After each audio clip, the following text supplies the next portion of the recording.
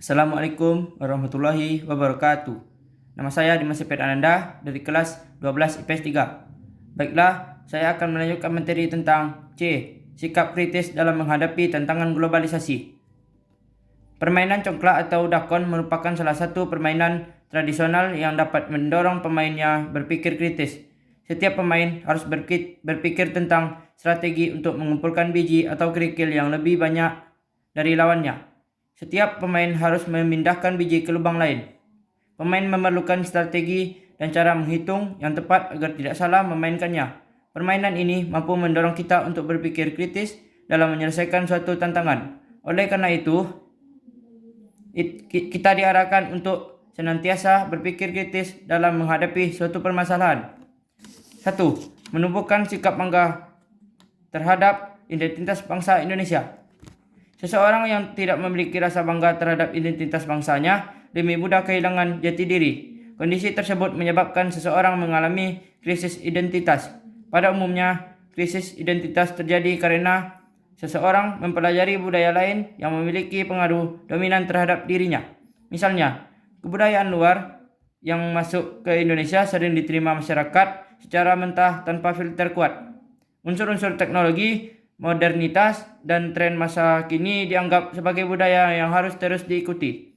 Ketakutan masyarakat mendapat sebutan ketinggalan zaman menunjukkan masyarakat saat ini cenderung berkiblat pada satu warna kebudayaan. Masyarakat yang tidak mengikuti perkembangan zaman akan dianggap kurang pergaulan atau kuper. 2. Meningkatkan kualitas sumber daya manusia atau SDM.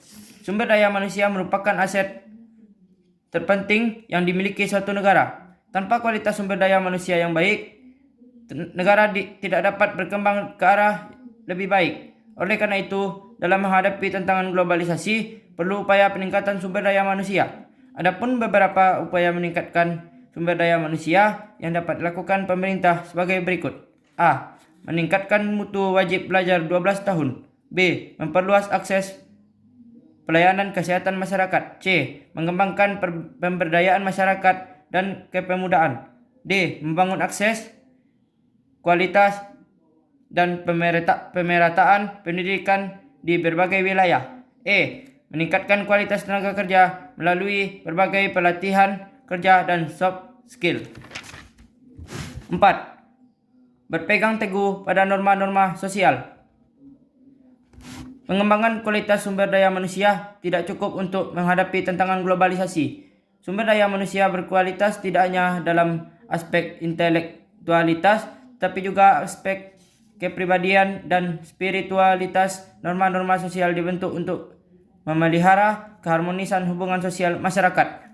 Hubungan antara manusia dan Tuhan, manusia sesama manusia, serta manusia dan makhluk ciptaan Tuhan lainnya harus senantiasa terpelihara.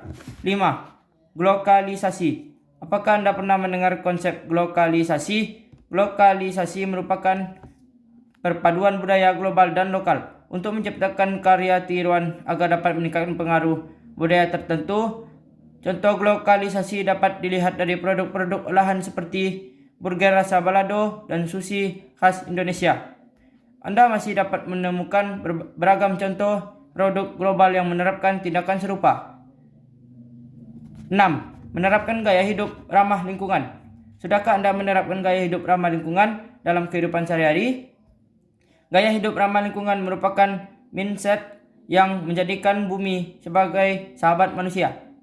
Bumi tidak hanya dipandang sebagai objek eksploitasi untuk memenuhi kebutuhan manusia. Sebagai sahabat manusia, bumi harus diperhatikan dan dirawat. Setiap pihak seperti pemerintah, swasta, dan masyarakat dapat menerapkan gaya hidup ramah lingkungan dengan porsi dan kemampuan masing-masing. Adapun upaya penerapan gaya hidup ramah lingkungan sebagai berikut. A. Melakukan penanaman pohon. Saat ini, pelepasan gas karbon semakin meningkat, sedangkan lahan hijau sebagai penyerap gas karbon semakin berkurang. Pelepasan gas karbon yang tidak terkendali memperparah efek rumah kaca. Efek rumah kaca menjadi penyebab utama terjadinya pemanasan global. Oleh karena itu, mulailah melakukan penanaman pohon. Menanam pohon dapat mengurangi pemanasan global karena pohon menyerap kelebihan gas karbon dioksida atau CO2 yang merupakan salah satu gas pemicu efek rumah kaca. Tidak adanya lahan bukan menjadi alasan tidak menanam pohon. Anda dapat menanam tanaman dalam pot atau melalui sistem hidroponik. Bahkan beberapa tanaman hias terbukti dapat menyerap gas karbon dan gas beracun sehingga dapat membersihkan udara. B. Melakukan daur ulang. Tahukah Anda Indonesia menjadi negara penyumbang sampah plastik terbesar kedua setelah Tiongkok? Berdasarkan data Sustainable Waste Indonesia atau SWI, setara 10% sampah plastik terdaur ulang dan lebih 50% tetap berakhir di tempat pembuangan akhir atau TPA. C. Mengurangi sampah plastik. Sebagai bahan anorganik, plastik tidak bisa terurai secara alami. Oleh karena itu, penumpukan sampah plastik menyebabkan munculnya sebagai permasalahan lingkungan seperti pencemaran, berkurangnya kesuburan tanah, dan bencana alam. D. Hemat energi. Tindakan apa saja yang telah Anda lakukan dalam rangka menghemat energi? Dapatkah Anda menyebutkannya? Coba kemukakan pendapat Anda. Penghemat energi merupakan tindakan mengurangi jumlah penggunaan energi. Penghematan energi dapat dilakukan dengan menggunakan energi secara efisien atau dengan mengurangi konsumsi dan kegiatan yang mengurangi energi. Hemat energi tidak hanya sebatas pada hemat listrik, tetapi hemat air dan bahan bakar. Kementerian Energi dan Sumber Daya Mineral atau ESDM turut mengampanyekan perilaku hemat energi agar dicontoh oleh masyarakat. Baiklah, hanya itu yang dapat saya sampaikan pada materi saat ini. Saya tutup dengan Assalamualaikum warahmatullahi wabarakatuh.